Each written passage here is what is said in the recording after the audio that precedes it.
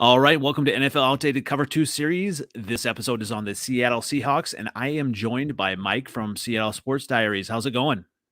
Oh, it's going good. The weather out here is getting a lot colder, and let's just say the Seahawks are not making the weather a lot better. Yeah, it's been one of those interesting seasons. Typically you've been used to the Seahawks, at least being closer to the playoffs. What's this season like so far? It's been uncharacteristic on a lot of levels. What's it been like so far? This season's been tough. It's not been a fun season. The Seahawks. Let's face it, the Seahawks could honestly be 8-3. They really could be 8-3 at this point. They could have been winning 3 straight games with Russell Wilson, or technically 4 straight games with the last win on Halloween against the Jaguars. And the defense has kept us in these last 3 games, against the Packers, against everyone else that we played. But Russell Wilson has not been playing up to his standards. He's not playing like a $35 million quarterback as of right now. And it's tough. It's tough to see this Seahawks team fail like this. It really is, because we're so used to seeing success here in the Great Northwest with football. And now this is the bad part. This is the real bad part. For the first time in 20 years, the Mariners are the best team in Seattle. Wow. Yeah. Yeah.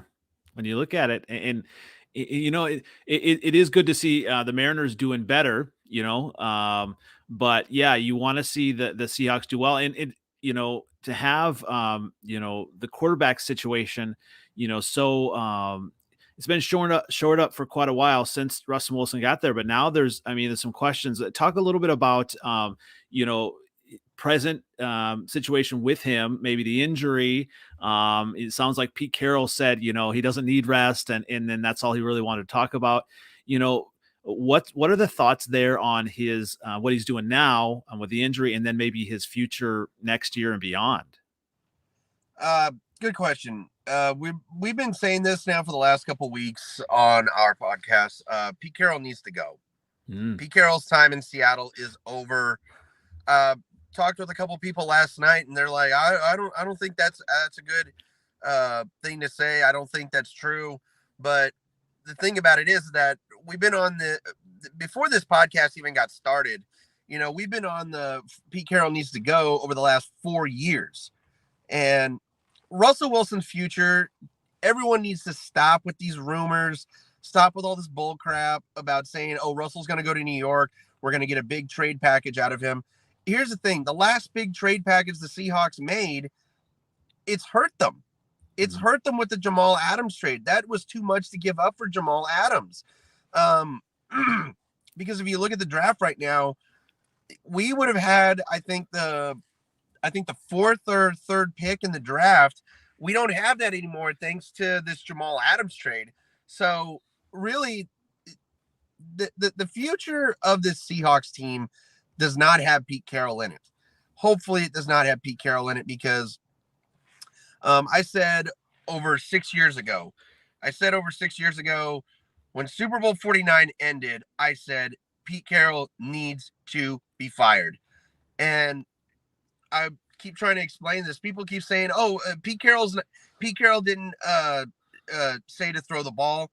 Yes, he did. Darrell Bevel told Pete Carroll, let's throw a slant route at the 1 yard line instead of handing it off to one of the best physical running backs in NFL history. And Pete Carroll stood there chewing his gum in his dumbass Aramonics, saying, yep, let's throw the ball. Let's not give it to Marshawn Lynch. And that really hurt us. People have no idea just how badly that Super Bowl loss has hurt us. Russell Wilson, let's be honest right now. Russell Wilson should have been, let's talk about this though. Let's say the Seahawks win Super Bowl 49. That's back-to-back Super Bowls. Mm-hmm. The following year, they would have gone back to the Super Bowl. I believe 100% they would have gone back to the Super Bowl. They would have became the first team in NFL history to win 3 straight Super Bowls. That Super Bowl loss destroyed what could have been one of the greatest dynasties in NFL history.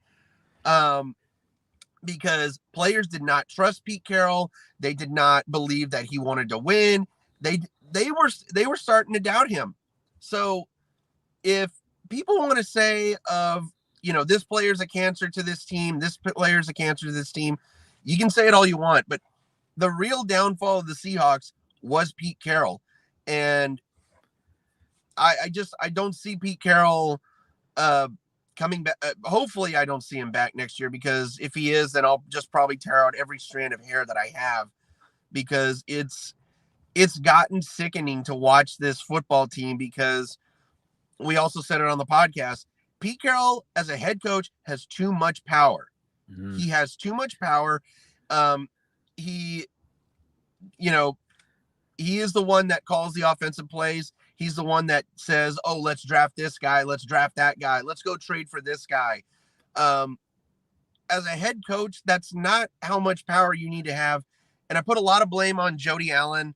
She doesn't care about football. She needs to sell the team to someone who does care about football. Hopefully someone who doesn't want to move this team, but someone who wants to keep this team in Seattle.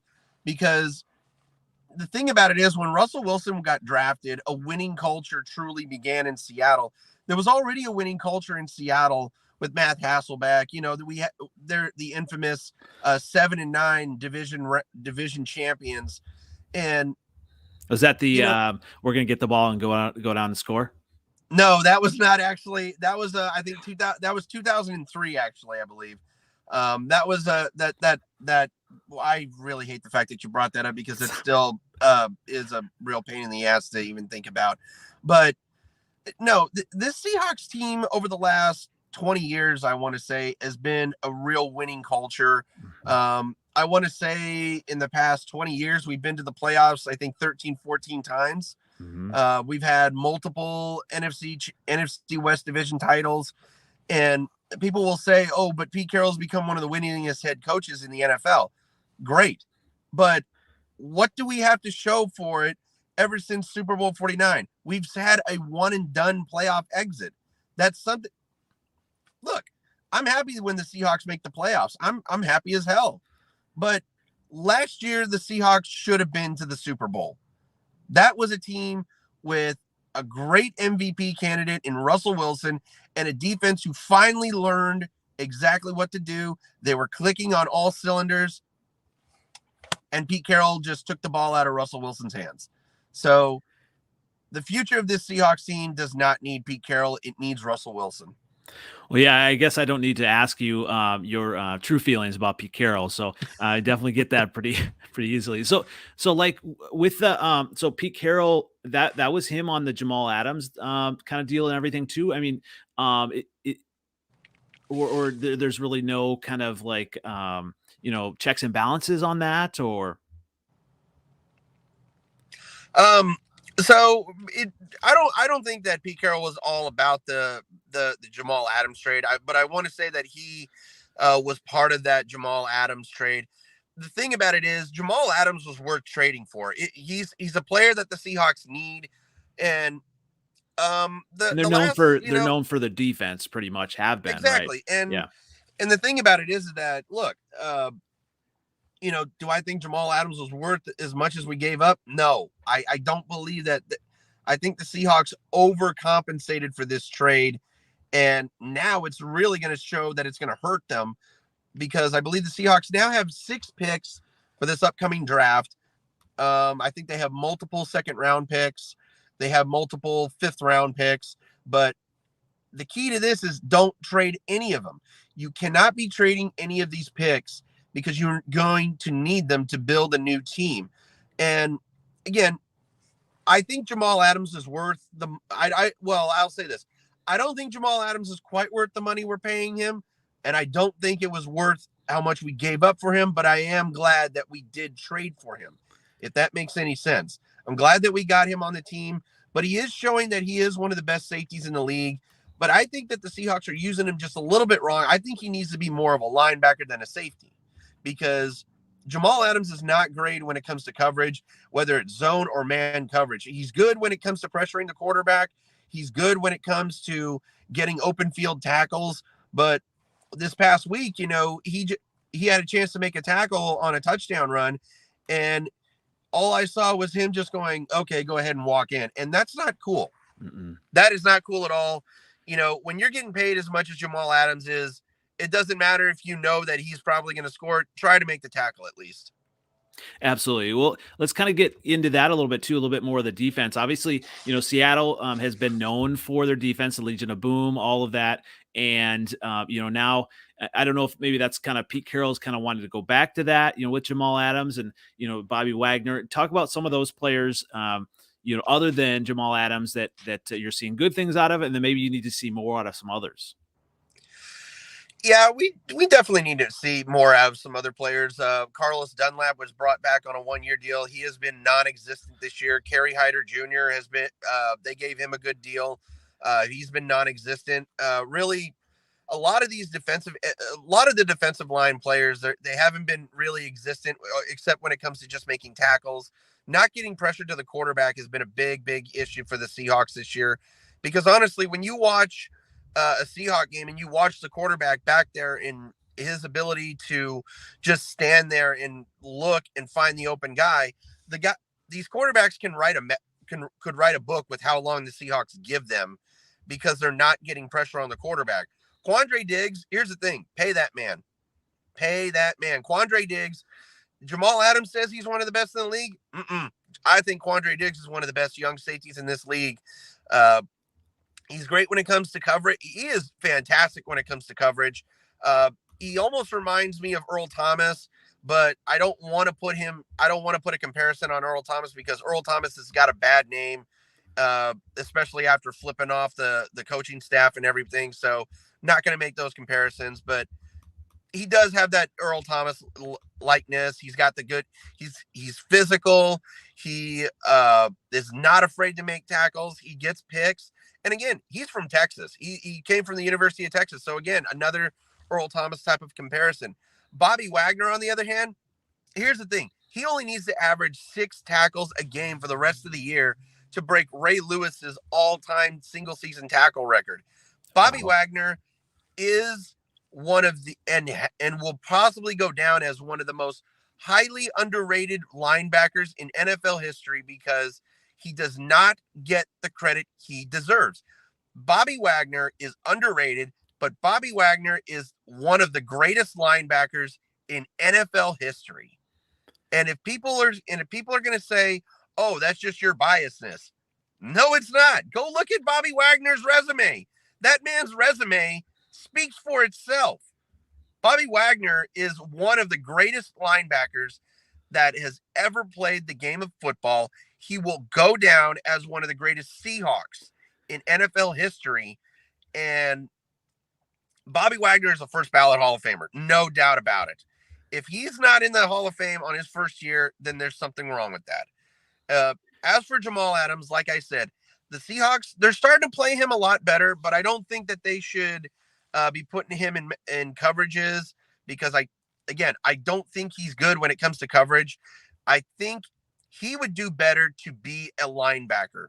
And one of the guys that I think is another highly underrated player for the Seahawks is someone who's not getting talked about, Jordan Brooks.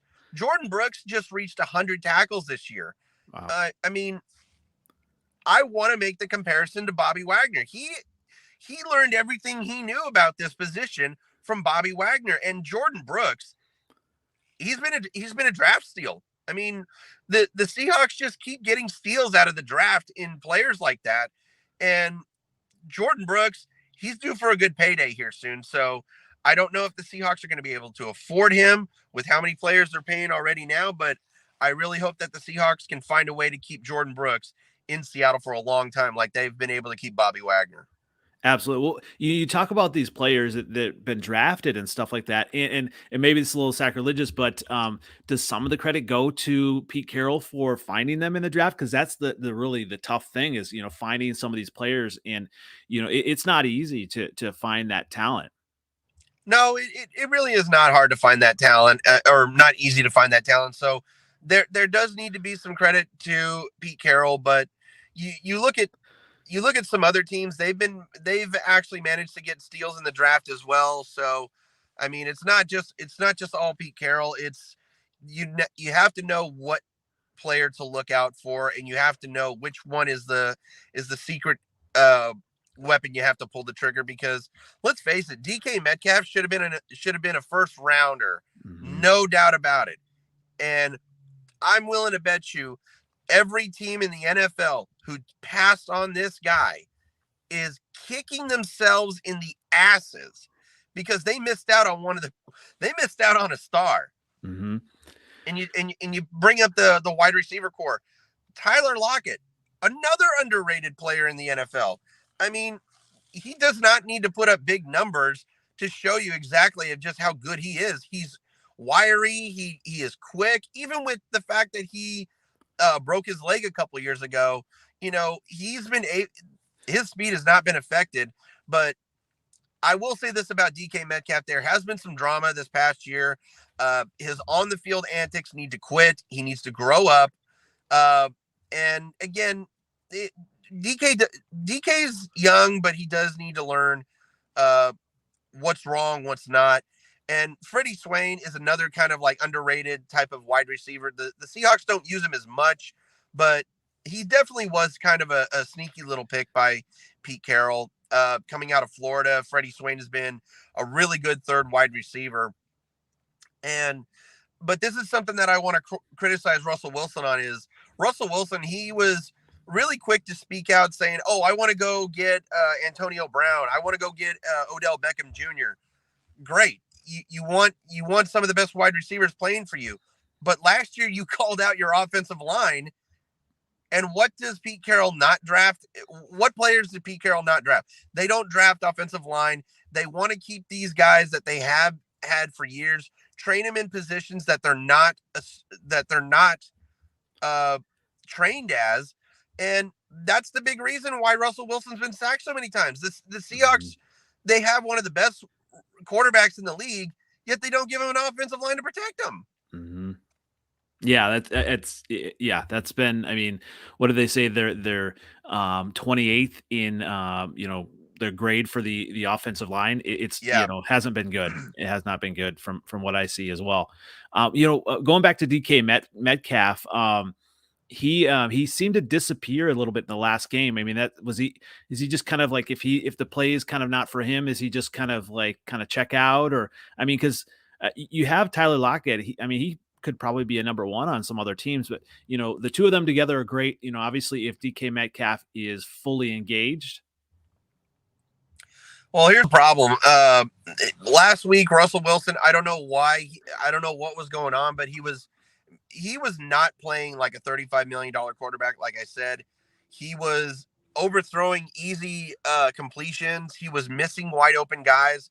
And let's face it, on that 2-point conversion, DK Metcalf is screaming with his hands open, wide open in the end zone. Russell Wilson doesn't see him. Russell Wilson targeted DK Metcalf 4 times. He caught 1 ball. That's unacceptable.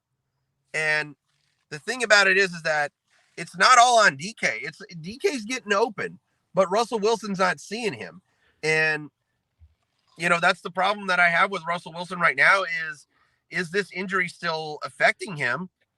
And I think it might be, I think it is. I think that finger injury is still kind of bothering him, but he can make the big passes. There's no doubt about it. He can still throw the ball downfield, so it's not affecting him as much. But Russell Wilson and DK Metcalf definitely need to get on the same page.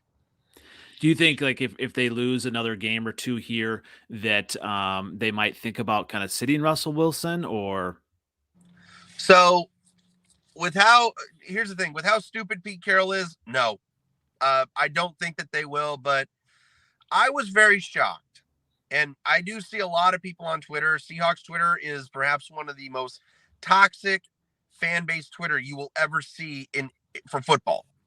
One of the most toxic. That's saying a lot, by the way. But it really is. It really is. I mean, Cowboys Twitter's nuts. Saints Twitter is nuts. Patriots Twitter has kind of shut up just a little bit ever since losing Tom Brady. Buccaneers Twitter, though, they're almost unbearable because now they've officially, I will say this, take Tom Brady away from that team and you got no Super Bowl. But agreed. Yep. Here's the thing. Think about this. the last time the Seahawks won a game, Russell Wilson was not at quarterback. Geno Smith was. And I'm not going to lie. If Russell Wilson had been playing that game, I think the Jags might have actually made it a closer game than it was. Wow. Because the thing about it is that you won 31-7. Basically you won 31-0. I don't count garbage time touchdowns as real touchdowns. So the Seahawks basically won 31-0. It was a good game that I was able to go to. First game in, I think, 10 years that I've ever gone. So it was a real blast to go there, watch the Seahawks win. And I'm not going to lie, I was a little nervous because with how bad we've been playing, I'm like, this team might actually lose. But I put this out on Twitter. I saved it because if it happens, I'm going to say we called it. So if the Seahawks go into week 17 and the Lions have not won a game, then guess what? Week 17 could possibly be the week that the Lions actually win a game. Wow. Because here's the thing. If you have a defense playing that good that's keeping you in these games, the thing about it is that the Seahawks should have never lost that game against Washington. And think about this. The Russell Wilson had 2 good drives. And it was in the first quarter where he was able to hook up with Tyler Lockett for a big 56-yard pass. They were able to punch it into the end zone. And then in the final drive, they were able to get that touchdown. But the Seahawks, I want to say, also got screwed because of that so-called illegal formation. No, that was a crock. There was no illegal formation. It cost the Seahawks a chance to get down the field to possibly get maybe one pass off to get into field goal range. You don't know if the Seahawks would have won that game, but it's still the fact that that referees are determining results in games in the NFL. I've come to realize that the NFL is now the most crooked sports league when it comes to referees, because these refs are officially playing parts in wins for teams, and it's not fun to watch. Yeah, I mean, and that's saying a lot, I mean, even going back to I live in Wisconsin, but I'm a Bears fan, but that whole, replacement referees with the Packer game, a number of years ago. But yeah, I mean, you are seeing a lot, like even Bears Steelers game, you're seeing a lot of these calls, and it just makes you kind of question, what's going on. And, speaking of kind of what's going on, looking at the running backs for the Seahawks, I mean, they've been known as a running team, and, there's so many injuries. Is it because Pete Carroll is kind of, leaned on the running game too much, or what's going on with in the last few years with all of these injuries of the running backs? I mean, they went in the playoffs the other year, with, what was left of Marshawn Lynch coming back, right? Mm-hmm. Yeah, losing Carson and Penny that year really hurt us, because we were actually scheduled to actually make a deep playoff run if we had a good running team. The Chris Carson, though, I think his career is done, especially with this neck injury. Really? It is time to hang up the cleats. But think about this: Alex Collins, the most carries that he has gotten has been 14 carries, and that was against the Jags. And the Seahawks ran, I think, 13 running plays against Washington. And I don't understand why Pete Carroll does not see what a good running back Alex Collins is. Rashad Penny, I will say this about him. He's just a newer version of CJ Procise. The guy is made of glass. I don't think he should play another down with this team. But DJ Dallas is not getting one chance to play except on special teams, and I don't like it because DJ Dallas, coming out of the University of Miami, he is a good running back, and he's shown some good things. Yes, he has shown some good things, but Pete Carroll is obviously too stupid and too stubborn not to see it. And the fact that, Chris Carson is not getting, 20 carries a game is ridiculous, because look, I get that, maybe you get stopped a lot on the run, but here's the thing. Don't pass the ball 45 times. That's not your game. You want to pass the ball between 30 and 35 times and run the ball between 20 and 25 times a game. And Pete Carroll's gotten away from it. Again, that's another reason why I believe that Pete Carroll needs to go. Mm-hmm. Yeah, I mean, does kind of the general manager type stuff like that Pete Carroll maybe sticks his nose in or what it has to do, does that kind of get in the way of coaching? Like maybe he would be best doing that stuff as opposed to coaching. I mean, if I mean, or you just kind of need to clean break from him. You definitely need a clean break. Yeah. I think that Pete Carroll, again, he's 70 years old. I think his time is up. People, so the question is who is going to be your head coach this upcoming year? I want to say this: get rid of Shane Waldron because I don't think his plays are working out. See if you can get Kellen. Uh, Kellen Moore. I'm trying to think of Yeah. the guy from Dallas. Kellen Moore. Yeah. Yeah. Kellen Moore, yeah. Kellen Moore Former. has shown that he is a Yeah. great offensive coordinator. He's a great quarterbacks coach as well. Try to go after him, but you definitely need to find that someone who wants to come to Seattle and see if they can get this team back into a winning mode. I don't know who it is. I've got no clue on who the coach could be in 2022. But it definitely should not be Pete Carroll. And so it should maybe be more of an offensive coach, do you think? It needs to be more of an offensive coach who is focused, because here's the thing, it's great to have a defensive head coach. It really is, because you focus more on that defense more than you do the offense. But when you have a quarterback like Russell Wilson, you do need an offensive head coach. Hmm. Absolutely. Someone, yes, exactly, to kind of push him and kind of put him in the best spot. And Exactly. Kellen Moore might be a good option. Being that former Boise State quarterback, kind of being at least a little bit closer to Seattle. That would be an interesting choice. I mean, you always wonder, are these teams going to make the right choices at the right times? And being a Bears fan, I know that they have not done that. So often. And a coach really, really does make a huge difference. And, especially, I mean, when you look at Russell Wilson, is he just a little too temperamental at times? I mean, he definitely with his wife, Sierra, definitely focuses a lot on, other things. I mean, is he kind of a little bit too temperamental um, or what are you seeing there? Honestly, I just see a guy who is with Russell Wilson. I think that he does need to let out some steam every now and then. He does need to get angry. It's good to have a quarterback who definitely does have a good head on his shoulders. But Russell Wilson, he needs to stop focusing more on his brand and focusing more on the game, because look, it's great that you have a brand. It's great that you have a family. It's great that you have a wife. But again, the brand is not as important as you trying to win another Super Bowl. I mean, Tom Brady, he's got his own brand, but what does he focus on? He focuses on football every Mhm. single year.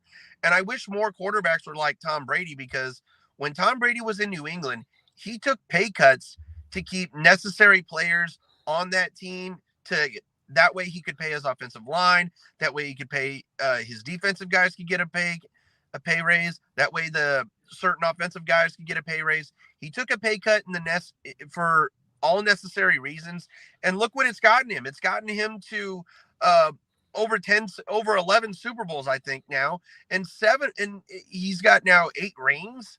He's got 8 rings, for God's sake. This man has been to the Super Bowl half of his career. We've never seen. I don't think we will ever see another quarterback or player like Tom Brady who has gotten to the Super Bowl as many times as he has and lost as few as times as he has.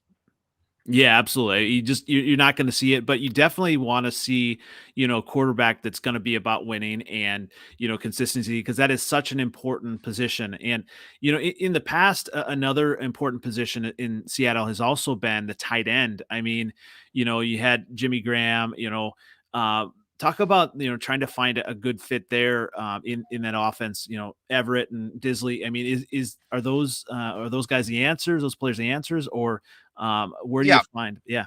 yeah, they're definitely the answer. Gerald Everett, as you can see, when Shane Waldron is calling a good game and when Pete Carroll's not taking the power away from Shane Waldron, Everett is getting involved in this game. Look at the first game against the Indianapolis Colts. Gerald Everett was one of the key stars in that game. Gerald Everett has been such a great target for Russell Wilson. It was such a huge pickup from the Rams. I want to say that the Seahawks really did steal a weapon from Matthew Stafford and Gerald Everett. Will Disley is kind of that safety blanket tight end that you want to go to, because when Will Disley is healthy, he makes plays. He's a great blocking tight end. The Seahawks stole him out of the draft from Washington. I don't know how this kid did not go first or second round to a team, because here's the thing. Washington may be suffering in the football term, in the football scheme of things right now, but they turn out great players as of like Elijah Molden, Buda Baker, Mhm. and just other great names. But another reason why I think Pete Carroll also needs to go. Think about this. Pete Carroll passed on Buda Baker in Mm. the draft. And that was not one of the smartest things he did, because he missed out on one of the most high profile safeties in this league. The Cardinals, they used him as special teams for basically mostly his first 2 seasons, but now they see exactly what they have. And Buda Baker, when it comes time for that man to get paid, he's going to be the highest paid safety in the league. He will be getting more than Jamal Adams is getting. He's probably going to be making at least 20 million. But the problem with that is, this is another thing that I have with the NFL is a lot of these players I think are overpaid. I really do, because I want to say the thing about it is that you're only as worth as much as you're worth as much as someone's willing to pay you. Mm-hmm. But Patrick Mahomes, no player should be worth $50 million a year. And here's the thing: if Russell Wilson was to take a pay cut and say get between 22 and 25 million dollars, the Seahawks could afford a damn good offensive line to help block for him. They could get other guys. If other guys could take a pay cut, other players could come in and they could actually get back to the Super Bowl probably. When you kind of talk about getting back to the Super Bowl, and obviously it's not going to happen this year. I mean, what is the outlook for the next few years, and what do you see the path being to the next Super Bowl? So the outlook for the next 5 years, I want to say that the Seahawks are going to start rebuilding. Definitely, probably this upcoming season. Russell Wilson's got to get healthy. You have to be on the lookout for a new running back, because Chris Carson is definitely, if he comes back, then that's a fool. That is not a smart decision by Chris Carson, because again, with a neck injury, you need to retire. It's done. Mm-hmm. I want to say Alex Collins could possibly be the future running back for the Seahawks team, because, he's shown promise. DJ Dallas could be a good secondary running back. He can catch the ball. He can run the ball. He can do special teams. Travis Homer, that guy's got to go. That guy is not a running back. But the next 5 years of the Seahawks, it all depends on if Pete Carroll is here or not. If Pete Carroll is here for the next 5 years, Super Bowl, I don't think so. You will not see. With Pete Carroll as your head coach, you will never, ever, ever see or sniff the Super Bowl. So the thing about it is that Russell Wilson, again, this is his 11th season. So his window of opportunity is closing very quickly. So if Russell Wilson is not in the Super Bowl within the next 3 years, you could see him walk. You could see him walk to another team, because he'll probably finish out that contract. Because Russell Wilson's one of those guys that's not going to say, hey, my contract's up at the end of this year, I want a new deal. Or my contract's up in 2 years, I need a new deal. He's not one of those guys who's not going to say going to come up and say, I need a new deal with 2 years left. He's going to finish out his contract. Then he's going to say, hey, I need a new deal. But again, the window of opportunity is closing quickly for the Seahawks. Well, yeah, and especially you look at that division. I mean, the Rams are set up, right now. They need to win now, but with Kyler Murray, I mean, they are set up for quite a while in Arizona. The Seahawks really need to somehow keep pace. It's interesting you say rebuild, because it almost doesn't feel like a complete rebuild with all of the talent they have on, wide receivers and defense, and piece wise, in the draft. I mean, if they go ahead and get a running back, and you can find those running backs kind of in later in the draft, right?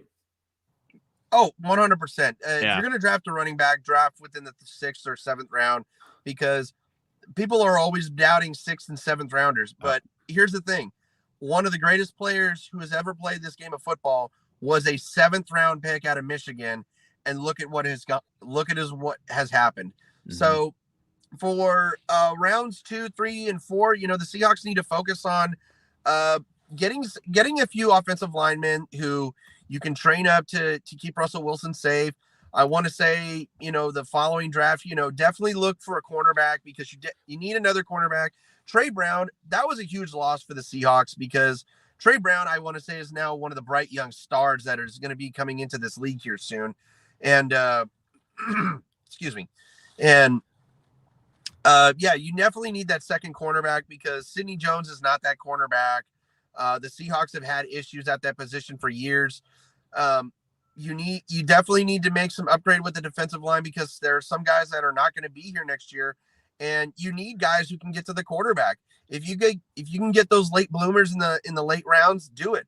But the Seahawks needs in the draft need to be offensive lines, a cornerback, and defensive line, and get yourself a running back in the 6th and 7th round.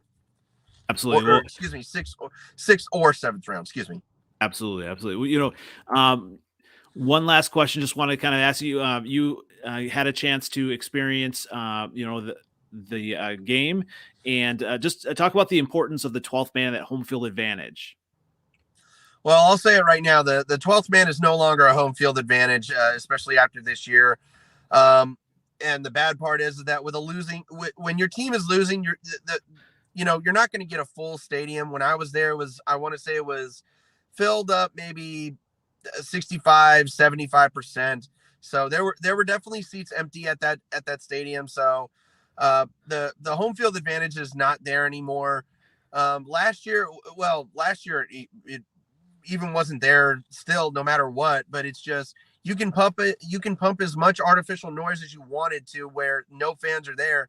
And there's still no, I don't think that there is a home field advantage for the Seahawks anymore.